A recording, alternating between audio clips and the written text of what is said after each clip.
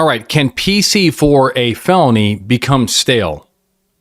Good question. My name is Anthony Bandiero. I'm an attorney and senior legal instructor for Blue to Gold Law Enforcement Training, bringing you a roadside chat. This question comes from an officer in Kansas, and he says, all right, I worked a theft at a theft case at a local store. The suspect had left the scene prior to arrival. We had the description of a middle-aged, bald white guy driving a truck. They actually had the license plate based on security footage. At the time, though, they saw this guy stealing stuff, but they weren't sure if it was a misdemeanor or a felony due to not sure how much, the amounts. So they put this guy's license plate into Flock. Flock is that automatic license plate reader around towns, and it'll tell you if there's a hit. They put it in there. I think they actually get a hit that day, but they don't stop it because they're not sure what the amount is yet. They're not sure what they're dealing with, a misdemeanor or a felony. However, by the next day, they get the amounts. It's over $1,500. That's great. That means it's a felony in Kansas.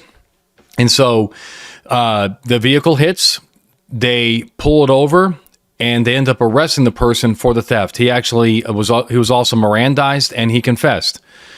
The officer's asking this question like, hey, is this thing stale at this point, right? I mean, several days or, it's actually been I said the next day, but it's like 4 days went by between the time of the theft and the actual time that they caught the guy via Flock and stopped him. So is that stale? Well, probably not, right? So if you go to Kansas statute 22-2401, it says arrest by a law enforcement officer. And it says a law enforcement officer may arrest a person under any of the following circumstances. One is if you have a warrant. Makes sense. Two, you have probable cause to believe that that a warrant for the person's arrest has been issued in this state or another jurisdiction for a felony committed therein. So we have that. Three, the officer has probable cause to believe that the person is committing or has committed a felony or a misdemeanor, and there's some other circumstance which calls for his arrest.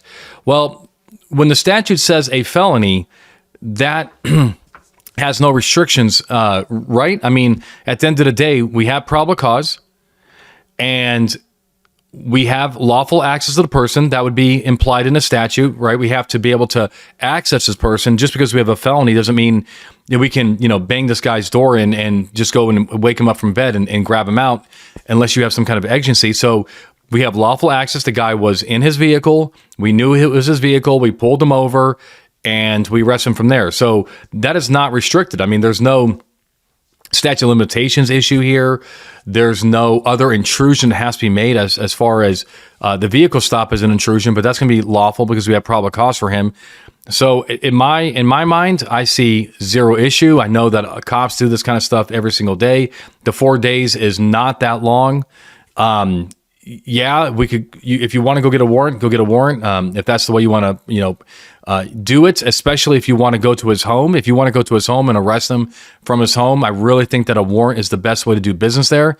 However, if you just want to do it the easy way and just find him on the street in his car, walking on the street, or go to his job, I personally don't see an issue with it. I wouldn't have a problem with it if I was the boss here.